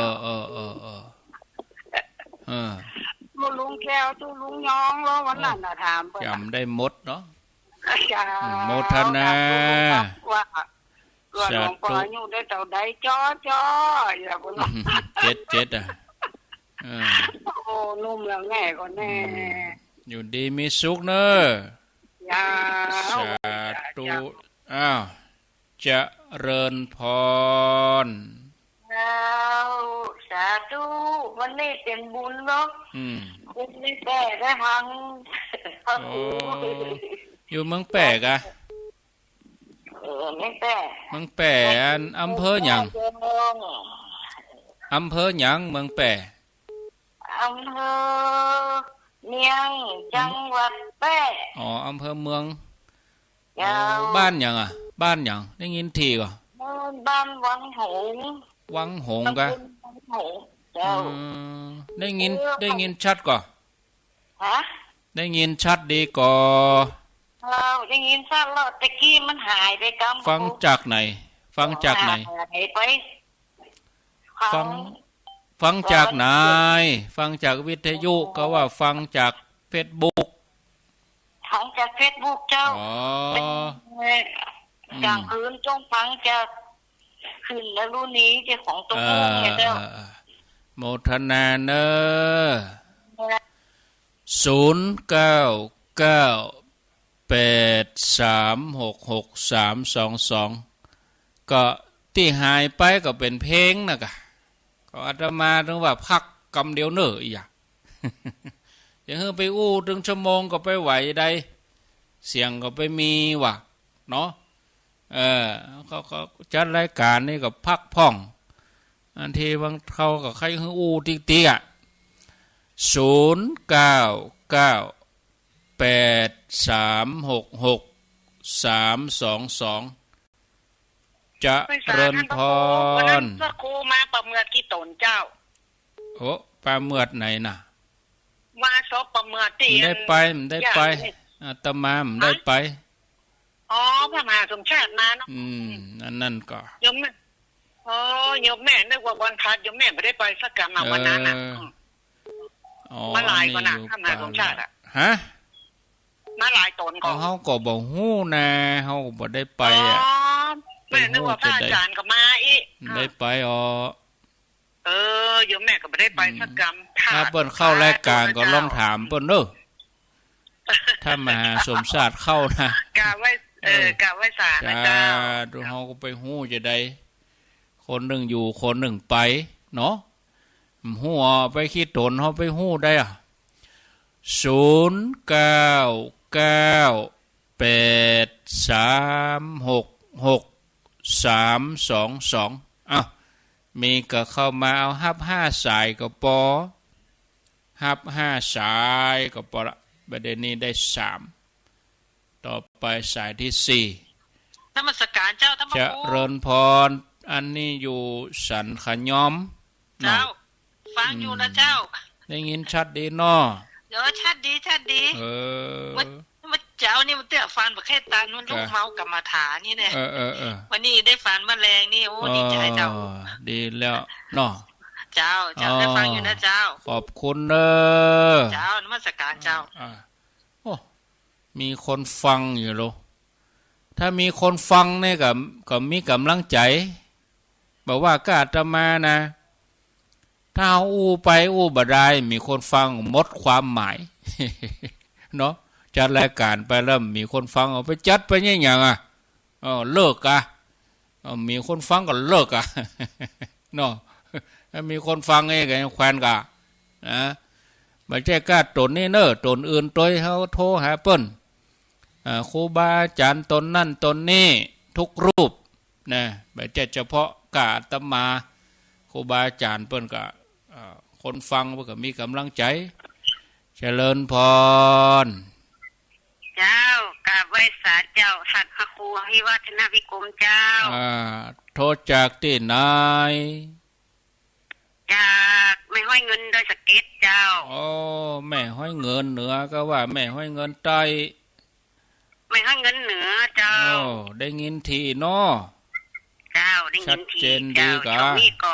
กำลังมืดคึมๆเลยพระครูเจ้า มันบดเดี๋ยวก็แดดบดเดี๋ยวก็แดดนะ เจ้า แต่กี้นี่มืดคึมเหมือนฝนจะตกนะ เจ้า มันเปิงกับปีใหม่ดีเนาะ แม่นละเจ้า พรุ่งนี้ก็เป็นวันสำคัญเนาะสังขารล่องวันเสาร์ตัวเนาะสังขารล่องแล้วนะเจ้าพรุ่งนี้เป็นวันเสาร์ตัวแม่นสังขารล่องวันเสาร์ได้เจ้าวันเน่า14อ่ะ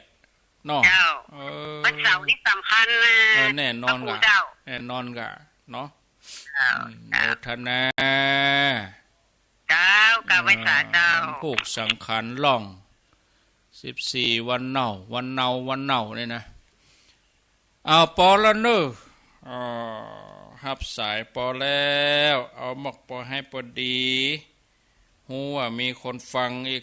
ก็ปอดีแล้วก็ดีใจแล้วเนาะเอาปอให้ปอดีเนอเอาหมกปอให้ปอดี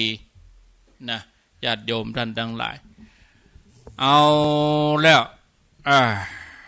มาธรรมะต่อสำหรับรายชื่อนี่บ่เอามาอ่านเตือนเนอะเพราะมันจะหนักและแถมอย่างหนึ่งก็ส่วนใหญ่นี่เปิ้นคงจะเป็นรายการภาคเจ้าภาคบ่ายนี่คนบ่ล่ำติดตามหลายเปิ้นมีธุระ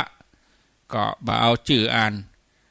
ที่เปิ้นหอมที่เปิ้นร่วมบุญที่ปุณาบรรพตสถิตปุณา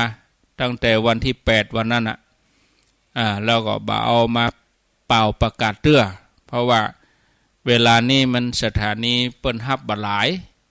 ถ้าอ่านไปเสียเปิ้นอยู่เวียงปะเป้าพุ่นเนี่ยเปิ้นอยู่เชียงไฮ้เปิ้นอยู่วังเหนือเปิ้นบ่ได้ยินอ่านไปก็มีความหมายเนาะเนี่ยญาติโยมทั้งหลายก็ที่ก็พิจารณาอยู่เหมือนกันขอบคุณตัวแทนญาติโยมเขาทั้งหลายถึง5ท่านนี้5สายที่โทรบัดดันสายซ้อนมาก็จะไปน้อยใจนะก็ขอบคุณนะที่โทรมาแจ้งรายการผลการรับฟังห้างชัดลำปางนี่ลงดอยติไปก็ลงดอยขุนตาลไปก็เป็นห้างชัดแล้วนะห้างชัดแล้วก็เกาะขาเนาะก็ไปบ่อยเดี๋ยวนี้จัดรายการนี้ไปเอาตึงวันอะไปเอาในวิทยุนะไปจัดรายการนี่กับประเด็นนี้เปิ้นฟังกันนักขึ้นเนาะพี่น้องทางลำปางตื่นตัวกันโอ้หม่อนอกหม่อนใจอาตมาก็จัดเสียดายนะถ้ามีธุระจำเป็นยังก็พยายามจะบ่ค่อยห่างวิทยุนะอินดูคนเฒ่าอินดูญาติโยมเขาเปิ้นรอฟังเนี่ยบางทีเขาฟังเปิ้นนี่โอ้เปิ้นรอฟังรอฟังว่าคนเฒ่าคนแก่เป็นกำลังใจกันเนาะเปิ้นอยู่ที่บ้านเปิ้นก็อาศัยวิทยุเนี่ยเป็นกำลังใจนะเมืองแปรเนอะเมืองแปรนี่อยู่อำเภอเมืองฟังทาง Facebook ปาลานสันทรายสายที่4ก็สันขยอมสันทรายสายที่5ก็ดอยสะเก็ดโป้ไปตั้งเหนือหมดเด้อปาลานก็สันทรายสันขยอมก็สันทรายโดยสะเก็ดก็สายเหนือสายใต้นี่มีเตื้อเปิ้นอาจจะฟังแต่ว่าบ่ได้โทรเปิดโอกาสให้คนอื่นโทรเมื่อไหนก็โทรมาพ่องนะญาติโยม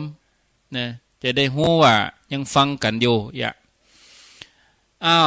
ญาติโยมทั้งหลายมาต่อถึงเรื่องสาระที่จะนำมาเสนอให้ศรัทธาญาติโยมทั้งหลายได้ฟัง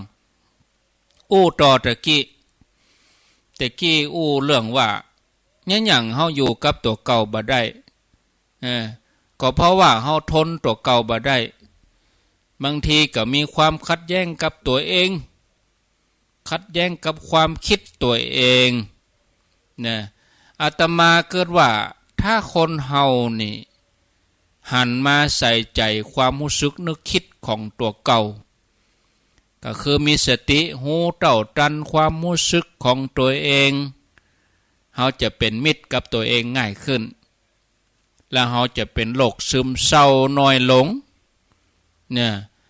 เฮาจะแปลกแยกกับตัวเองน้อยลง แล้วเฮาก็จะสามารถอยู่คนเดียวได้อย่างมีความสุขอยู่คนเดียวก็มีความสุขอยู่กับคนอื่นก็ราบรื่นกลมเกลียวอยู่คนเดียวก็มีความสุขบ่ใช่ว่าอยู่คนเดียวมีความสุขเข้าหาไผบ่ได้อยู่กับไผมาได้อย่างอีกก็มันก็เอาความสุขที่ไหนมานะอยู่กับผู้อื่นราบรื่นกลมเกลียวอยู่คนเดียวก็มีความสุขเนาะทั้งหมดนี่เริ่มต้นจากไหนญาติโยมก็ต้องเริ่มต้นจากการที่เราต้องเป็นมิตรกับตัวเองให้ได้ปีใหม่นี่ปีใหม่เมืองเนี่ยนะสงกรานต์แต่ถ้าว่าคนทั้งภาคกลางก็ว่าปีใหม่ไทยปีใหม่ไทยก็คือสงกรานต์นี่แหละคนเมืองเขานี่ปีใหม่เมืองปีใหม่นี่ไผๆก็แค่ได้ของใหม่เนาะอยากได้ชีวิตใหม่แต่ชีวิตใหม่บ่ได้เกิดจากการที่เฮามีโทรศัพท์มือถือเครื่องใหม่นะชีวิตใหม่บ่ได้เกิดจากการที่เฮามีรถคันใหม่มีบ้านหลังใหม่มีคู่ฮักคนใหม่อีบ่ใจนะอันนั้นบ่ได้ทำให้ชีวิตเฮาใหม่อย่างแท้จริงนะที่จริงเนี่ยเฮาพิจารณาดีๆนะอย่างที่ว่ามานะ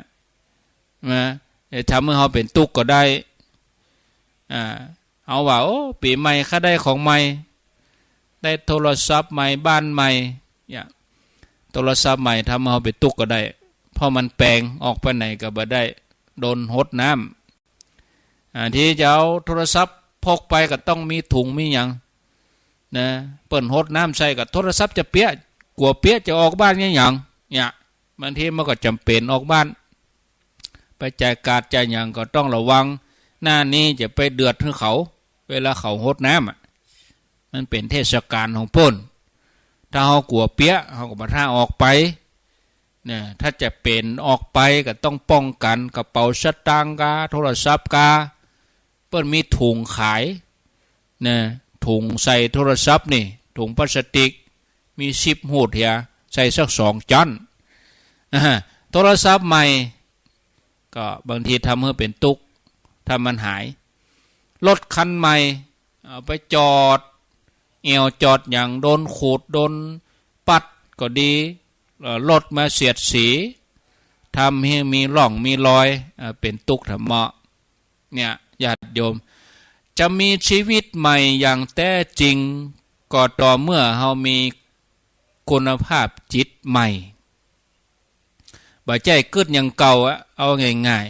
ๆเราต้องมีความคิดแถมใหม่มีสุขภาพจิตใหม่ดีเริ่มต้นจากไหนก็เริ่มต้นจากการเป็นมิตรกับตัวเองฮักตัวเองได้อย่างแท้จริงอยู่กับตัวเองให้ได้เมื่อเรามีความสุขเราก็จะสามารถแบ่งปันความสุขของเราให้กับคนอื่นได้การอยู่ร่วมกันเนี่ยญาติโยมบัดเดี๋ยวเนี่ยเราก็คิดจะอีนะการอยู่กับตัวเองเนี่ยยังรวมไปจนถึงการอยู่กับปัจจุบันนี่นะปีใหม่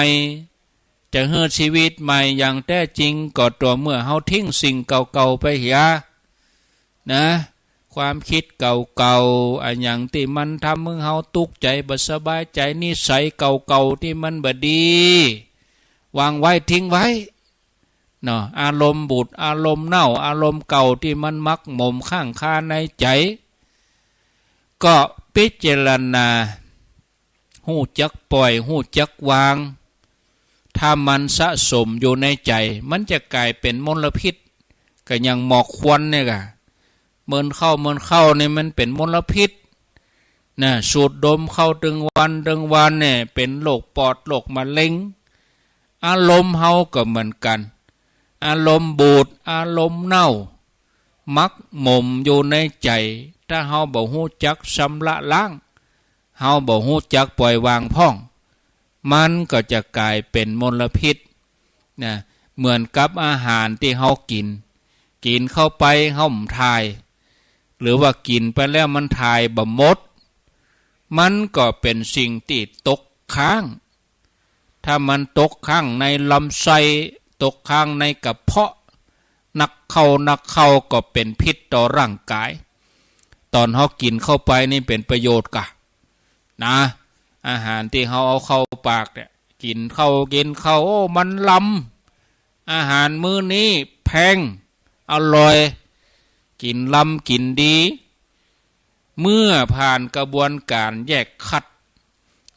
อันนี้ได้ใจประโยชน์ไปตั้งโปรตีนอันนี้ไปตั้งไขมันอันนี้ไปตั้งวิตามินนี่นะมันมีระบบคัดแยกของมันลูกร่างกายของเฮานี่ถ้ามันคัดแยกไปแล้วอันสิ่งที่มันเป็นปฏิกูลสิ่งปฏิกูลก็ต้องขับถ่ายออกมันต้องขับถ่ายออกล่ะบ่ว่านักว่าเบาเวลาคนสบายนี่ไปหาหมอเพิ่นถึงถามเหรอขับถ่ายก็ถึงนักถึงเบาเนี่ยโอ้ถ้าบ่มีระบบขับถ่ายที่ดีมันก็ตกค้างเนี่ยตกค้างมันตกค้างมักหมมนักเข้าเป็นอันตรายต่อร่างกายกลายเป็นมะเร็งไปเสียเลยอารมณ์เฮาก็เหมือนกันเป็นมะเร็งร้ายที่มันจะเกาะอยู่ในใจแล้วมันจะลามไปเนอะญาติโยมอารมณ์ที่มักหมมในใจนี่นะอาจจะทำให้เกิดมะเร็งในใจเฮาฉะนั้นท่านผู้ฟังทั้งหลายปีใหม่สังขารจะล่องวันพุกวันฮือวันเน่าวันพญาวันจะมาถึงแล้วเฮาควรจะคิดว่าวัน2 วันไปตั้งหน้าควรเป็นเวลาที่เฮาจะปล่อยวางนะที่เฮาจะไปตานไปทำบุญไปปัดเคาะปัดอย่างนี้ปัดตัวเก่าก่อนเฮาจะไปเฮือตู้เช่าครูบาอาจารย์ป้อนนานปัดเคาะเฮือเปิ้นว่าคนเกิดวันนั้นมีเคาะโอ้บักไข่ม่วนเปิ้นตักไปเสาะเตียนเสาะยังไปเสาะทำพิธีปัดตัวเก่าก่อนปัดอารมณ์บูดอารมณ์เน่าอย่างที่ว่านะที่มันค้างคาในใจปล่อยวางชำระล้างขจัดปัดเป่าอารมณ์เก่าๆออกไปบอกว่าจะเป็นความโศกความเศร้าความเกลียดความโกรธความท้อแท้ท้อถอยความเกลียดความชังจะไปเก็บเอาไว้นะจะไปเก็บเอาไว้ความเกลียดความโกรธอย่าสะสมเอาไว้ความท้อแท้ความเศร้าเก็บไว้เนี่ยอย่างนะสังขารจะล่องแล้วเอาขว้างไปเลยฝากไปด้วยปู่สังขารเอาไปกำเอาความโกรธความเกลียดความท้อแท้ความน้อยใจความบัดสบายตั้งหลายเนี่ยเอาไปกำมาปู่สังขารลูกมาผู้มาเจ้านะให้มันปลดเปื้องออกไปการมีสตินี่เป็นสิ่งสำคัญญาติโยมถ้าเรามีสติจะช่วยขจัดปัดเป่าอารมณ์เก่าๆบ่ให้มักหมมในใจนะทำให้เรามีชีวิตที่ใหม่อยู่เสมอตื่นขึ้นมาทุกวันตื่นขึ้นมาทุกเจ้าจะบ่ใจเป็นเพียงแค่เจ้าวันใหม่จะบ่ใจเป็นเพียงแค่มาอรุณสวัสดิ์กันบ่ได้แต่จะเป็นวันเริ่มต้นสงกรานต์จะเป็นวันเริ่มต้นปีใหม่เมืองปีใหม่ไทยของชีวิตใหม่เฮานี่ญาติโยมแล้วเฮาต่อไปจากสังขารล่องจากวันเน่าวันปัญญาวัน15 16 17ก็ขอให้เป็นวันใหม่อยู่เสมอเป็นวันดีสำหรับเฮาแม้ว่าชีวิตประจำวันของเฮาก็ยังดำรงอยู่เหมือนเดิมบ่ต่างจากตะวา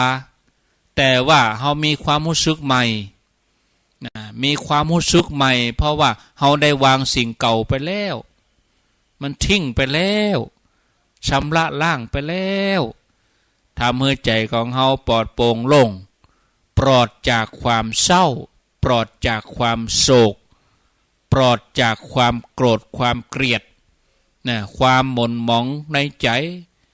เฮาจะเป็นมิตรกับตัวเองก็ต้องรู้จักปล่อยวางอารมณ์ที่เศร้าหมอง ละวางความเกียจความโกรธความท้อถอยนะมีความเพียรใส่ใจในการทำความดีตึงมดตึงมวลที่ว่ามานี่จะยังให้ชีวิตของเฮาเนี่ยเป็นชีวิตที่ใหม่นะถึงแม้ว่าเฮายังอยู่บ้านหลังเก่าเฮานี้รถคันเก่ามีโทรศัพท์เครื่องเก่าแต่เฮามีคุณภาพจิตใหม่นี่เฮาจะมีชีวิตใหม่ทุกวันจะเป็นวันแห่งความสุขทุกวันจะเป็นวันใหม่อยู่เสมอสำหรับเฮาทุกชั่วโมงเลยทีเดียวนะนอกจากทุกชั่วโมงแล้วก็ซอยย่อยเข้าไปแถมทุกขณะจิตทุกขณะจิตทุกลมหายใจยังหายใจเข้าน่ะมันเป็นของเก่าหายขว้างหายใจออกไปหายใจออกไปมันเป็นของเก่าหายใจเข้าไปเป็นของใหม่แถมเนี่ยมันทุกขณะจิตเลยทีเดียวเนี่ยญาติโยมท่านผู้ฟังของเฮาตั้งหลายทุกคนนี่ฮับสิ่งที่ว่ามาเนี่ยที่กล่าวมาถึงหมดเนี่ยถือว่าสิ่งที่ดีสิ่งที่ประเสริฐนำมามอบเป็นปอนกำปอนที่แปลว่าขอให้ปะสิ่งที่ดีสิ่งที่ประเสริฐสิ่งที่ประเสริฐก็คือสิ่งที่เป็นสิริมงคลมันไม่ใช่วัตถุสิ่งของนะที่อาตมาครูบาอาจารย์มาอู้มากล่าวเนี่ยนะแต่เป็นธรรมะที่มันจะเกิดขึ้นในจิตในใจของศรัทธาญาติโยมธรรมะในจิตในใจนี่บ่มีภัยที่จะเฮือแก่เฮาได้นะบางทีนะรับฟังอาตมาเขาก็เป็นชั่วโมงก็ฟังสักแต่ฟังแต่ว่าตัวเฮาในฐานะผู้ฟังเฮาต้องสร้างขึ้นมาเองนะธรรมะเหล่านี้นะญาติโยมบ่ใช่ว่าฟังเฮาฟังกันมากี่ปีแล้วเอาฟังกันมาเต่าได้แล้วถ้าเฮาบ่สร้างขึ้นมาเองเนี่ยมันก็คงจะบ่อยู่กับเฮาตลอดนะเนี่ยญาติโยมเฮาจะต้องสร้างขึ้นมาเองทำขึ้นมาเองแต่ถ้าเฮาสามารถสร้างทำขึ้นมาเองนี่นะสิ่งเหล่านั้นจะเป็นของขวัญที่ประเสริฐที่สุดนะเฮาใครเฮือมอบของขวัญของรางวัลแก่เฮาบ่ต้องรอให้คนอื่นฮื้อนะบ่ต้องรอขอปอนจากพระสงฆ์องค์สังฆเจ้าเฮาสามารถมอบปอนให้ตัวเก่ามอบของขวัญให้ตัวเองสร้างปอนที่ประเสริฐให้กับตัวเองนะแล้วเฮาจะมีชีวิตใหม่เนาะทำปีใหม่ให้มันใหม่แต่นะศรัทธาญาติโยมท่านผู้ฟังเนาะพอเวลาอู้ไปก็กลัวศรัทธาญาติโยมจะเบื่อจะนายจะก้ายก็ขอได้ยุติการอู้การบรรยายในวันนี้ไว้เพียงเท่านี้นะญาติโยมมีอย่างจะถามพ้องถ้ามีอย่างถามเนาะถ้ามีอย่างถามก็ขอเจริญปอนได้โทรเข้ามาอู้จาสนทนาก็ว่าแจ้งผลการรับฟังในเวลาที่เหลืออยู่นี้เพราะตอนนี้ก็เป็นเวลา4 โมงกับ35 นาที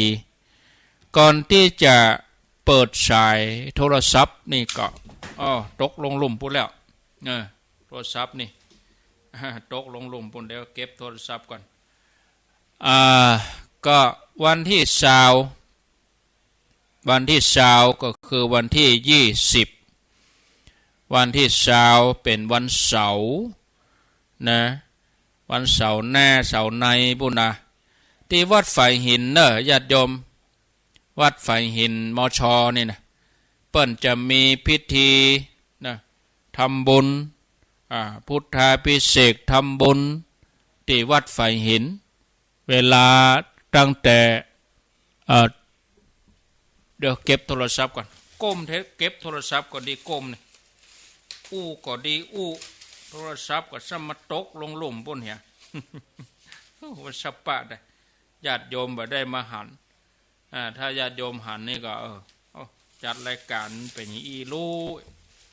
อุปสรรคหลายอย่างเสียงอาจจะหายไปเนอะเพราะว่าอาตมาห่างไมค์พิธีเจริญพุทธมนต์สวดมนต์ตันโดยพุทธาภิเษกเหรียญครูบาโสภาแล้วก็ประเพณีส่งน้ำหูบเหมือนอธิธาตุครูบาโสภาซึ่งครูบาโสภานี่ก็คือพระอภัยสารทะพระอภัยสารทะเป็นเจ้าคณะจังหวัดเชียงใหม่รูปแรกนะญาติโยมที่วัดไฟหินนี่ก็วันที่20 เมษายนจะไปลืมกันญาติโยมอยู่ใกล้อยู่เฮมอยู่ในห้วยในเวียงนาเพราะว่าทางวัดไฟหินนี่เพิ่นก็มีคุณูปการต่อศาสนาเป็นแหล่งเผยแผ่ธรรมะเป็นแหล่งสื่อสารโดยเฉพาะท่านอาจารย์ท่านพระครูสมุวิสุวัตวรกิจโจนี่นะท่านได้เสียสละเนาะเข้าใจงานเข้าใจการงานเผยแผ่ทุ่มเทอันยังลุอันยังเสียก็แปลงให้ดีท่านก็มีความใจกว้างเข้าใจในการเผยแผ่พระศาสนาช่วยกันประคับประคองเกื้อหนุนซึ่งกันและกัน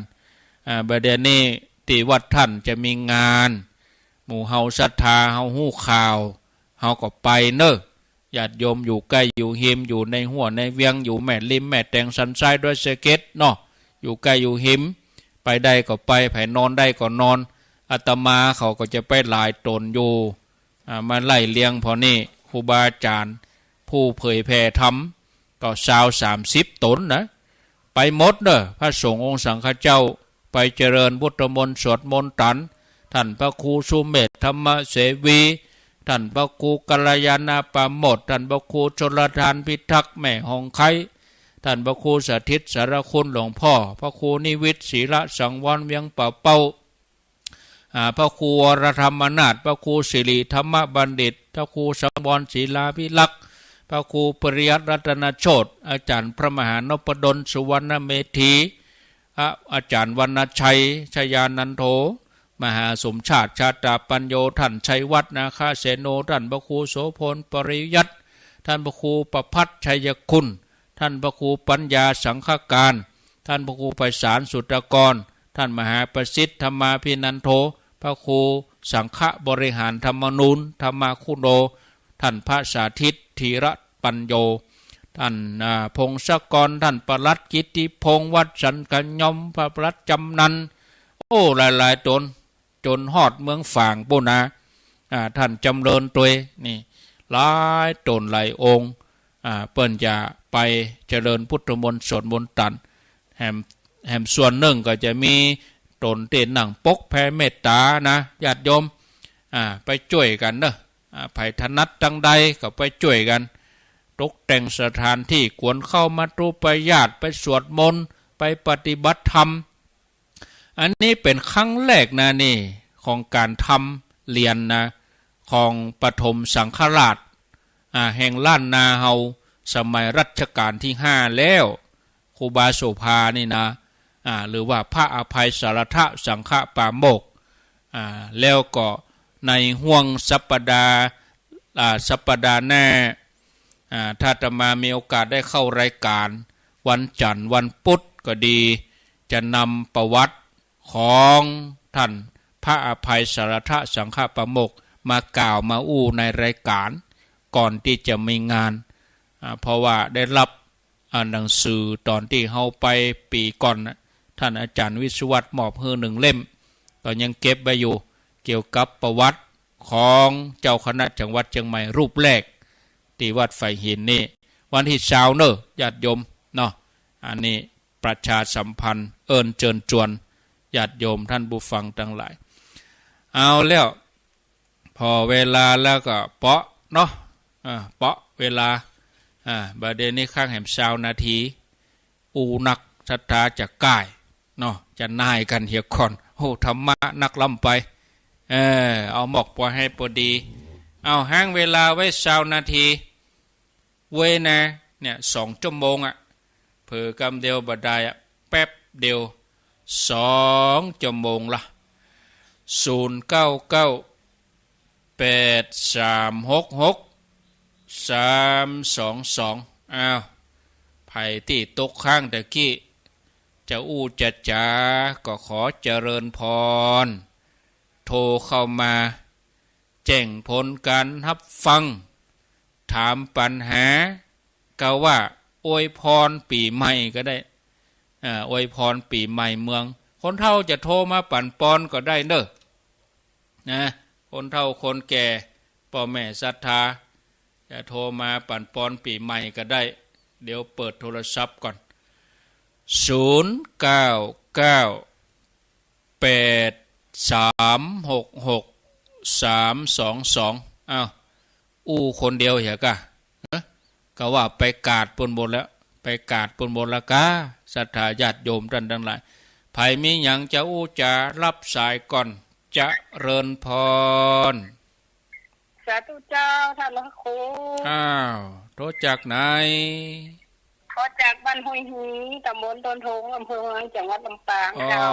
ต้นธงชัยเนาะเจ้าต้นธงชัย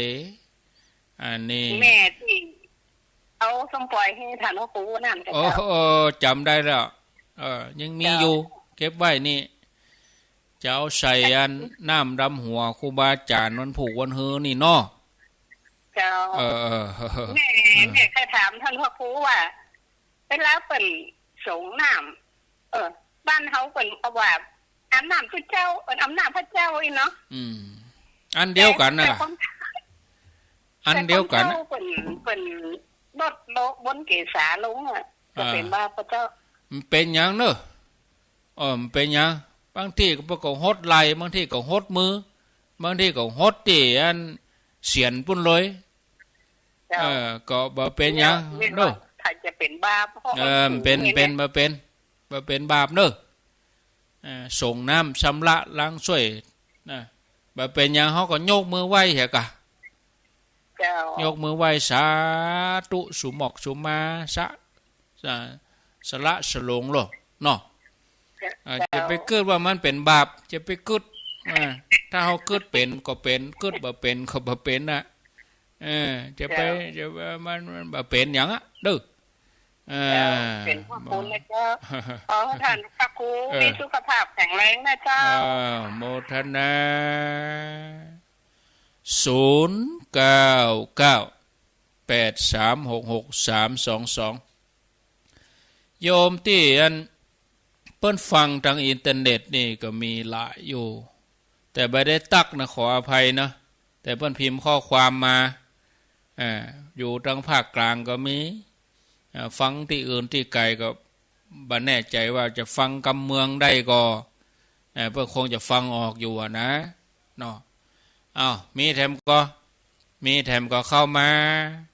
รับสายจะเลินพรบริษัทเจ้าท่านพระครูเจ้าโทษจากตังใดในสมัยปงยังคกในเจ้าเป็นน้องลำปางปงยังคกเนาะเจ้านี่ก็ขอถามกับเนาะได้เลยพุทธลูกเขาอยู่เตียนบนบ้านแล้วก็อยู่ในตู้แล้วก็บ่มีปัจจัยเอานิมนต์เพิ่นมาลงมาส่งน้ำนี่นะเจ้าได้กะกำมาได้กำมาเอาใส่พานใส่หยังเนาะเอาใส่ไว้ในสลุงก็ได้ก็เป็นอย่างนี้เนาะเป็นหยังเนอะบ่เป็นบาปก็ถึงวันน่ะแม่ยิงนึ่งเข้าให้ตัวเจ้าได้ฉันน่ะเจ้าเอาลิมนต์บนลงมาใส่พานแล้วก็เอาก็มาส่งน้ำแล้วก็ลิมนต์บัดขึ้นอยู่อย่างเจ้าอีเนาะลองคิดพอว่าอันนี่กะอย่างก็เนี่ยนางสุชาดาเป็นคนทำเข้ามัทุปยาตให้พระพุทธเจ้ารู้เนาะนางสุชาดากับผู้หญิงนั่นเองเจ้าอันแม่ไปวัดนอนแล้วก็บ่มีปัจจัยเนาะเวลาอันไปใส่บาตรที่อันวัดลังแลนี่เนาะพระอาจารย์เพิ่นก็ว่าเอาไปยิงอุ้มมาก็ได้บาตรอันมันยิงน่ะเนี่ยกินหมาวัดอีบ่อีนะเจ้า ใส่กันแก้วตั้ง3เลยเนาะกันว่าครูมันเป็นยังเป็นยังก่อนประจักษ์ก็บ่มีสักคนนี่นะมันเป็นยังเด้อเจ้ามันเป็นบาปเป็นกรรมยังอ่ะนะเจ้าโมทนาโมทนาเจ้าอยู่ดีมีสุขเจ้าสาธุสาธุเจ้ามีโยมมีพระคุณเจ้าถามว่าอันครูบาอินทรอยู่วัดอันยังครับครูบาอินทรเปิ้นอยู่วัดสันปัญญางหลวงอำเภอเมืองจังหวัดลำพูนครูบาปัญญาธรรมวัดครูบาอินทรวัดสันปัญญางหลวงอันนี้ก็คนฟังนักหลายนะสถานีวัดสันปัญญางหลวงเอามีเข้ามาแรมไผจะอู้จะจ๋าก็ขอเจริญปอนนะลำปางมีแน่นหนาดูท่านอาจารย์วิสุวัตเปิ้นก็เป็นคนลำปางฮะเนาะเป็นคนจากวัดลำปางฮะนะ09983666322ไผจะอู้จะจ๋าก็ขอเจริญปอนโทรเข้ามาแจ้งผลการรับฟังอยู่ที่ไหนตั้งใดไกลใกล้แจ้งเข้ามาให้รับทราบเจริญพรกลับไว้สาท่านพระครูเจ้าอันนี้อยู่ที่ไหนแม่สีกุลตันทุระบ้านหนองรองตำบลบ้านเปาอำเภอเมียงจังหวัดลำปางเจ้าแม่สีกุลแหละเจ้าวันนั้นกับป้ากันไงได้ปากันสักกรรมเพราะหยังพ่อแม่เดินใครได้แม่ใจไม่เต้าไปเดินหยาดเจ้าเป็นอย่างโอกาสแน่เนอะเจ้าพอหาจะมาให้หันยะให้นอเจ้าเป็นกำลังใจให้นะอยู่ดีมีสุข0998366322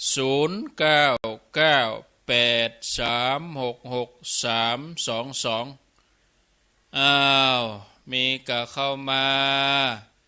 อุจาสนทนาก็ขอเจริญปอนโทรมามาจากันข้างแหม10 นาทีช่วยกันจัดรายการศรัทธาเขาโทรมาช่วยกันจัดรายการเจริญพรไหว้พระเจ้าโทรจากไหนแม่อายแม่ไหนเจ้าแม่มาริวันที่คลองแงนเจ้าอำเภอแม่อายเนาะเจ้าฟังชัดดีกะวันนั้นก็ไปเจ้าก็คนนักคนหลายปะอยู่เจ้าปะอยู่คนมันนักเจ้าอากาศเป็นได้ของเจ้าตะปูน่ะฮ้อนน่ะมันฮ้อนอากาศฮ้อนเหมือนกับกินญี่ปุ่นเป็นลมอ่ะเจ้ามันเบิดบดนั่นธรรมดาปีใหม่ขอท่านอาจารย์มีสุขภาพแข็งแรงเลยเจ้าโมทนา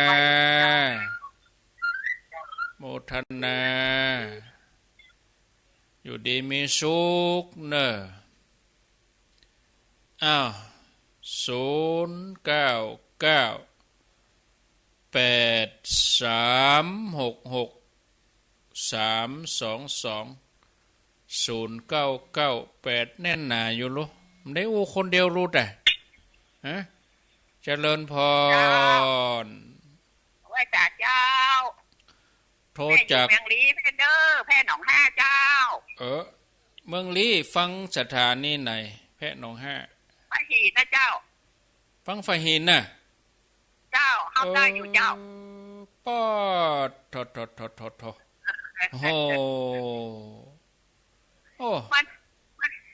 มันมีเชี่ยงเดียวแต่ที่ห้ามได้น่ะจนเขามาฟังด้วยกะเจ้าได้ยินชัดก่อนฟังแล้วได้ยินชัดเจนเจ้าได้ยินชัดดีเนาะเจ้าไม่ฟังสักวันเจ้า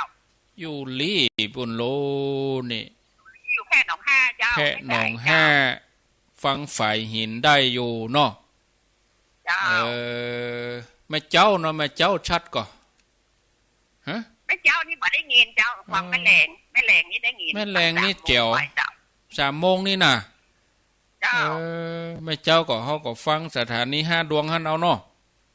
เจ้าสะดวกดีแต่เจ้าโอ้มีความสุขมากแต่ทุกเจ้าขอบคุณเด้อเจ้าขอบคุณอันนี้โอ้อุ้ยอยู่แพะหนองห้าแพะหนองห้านี่อำเภอลีจังหวัดลำพูน09983663322อ้าวช่วยกันเพิ่มหมดเวลาไปข้างแถม8 นาทีจะเริญพรกราบนมัสการเจ้าพระอาจารย์โทรจากจังใดที่ไหนแม่บัวขายบรรทุกหัวจ้างตำบลพระบาทอำเภอเมืองลำปางเด้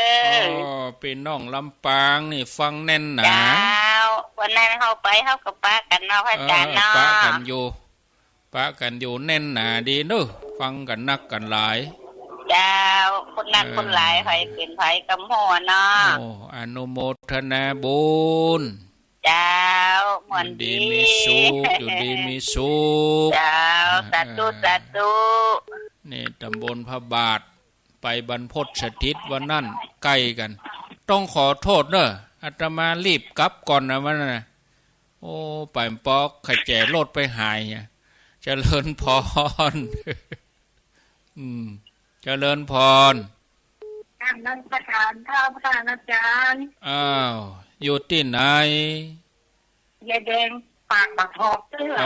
ยายแดงตะล่อมเจ้ายายแดงตะล่อมฟังตลอดเนอะอันนี้บ่เป็นหยัง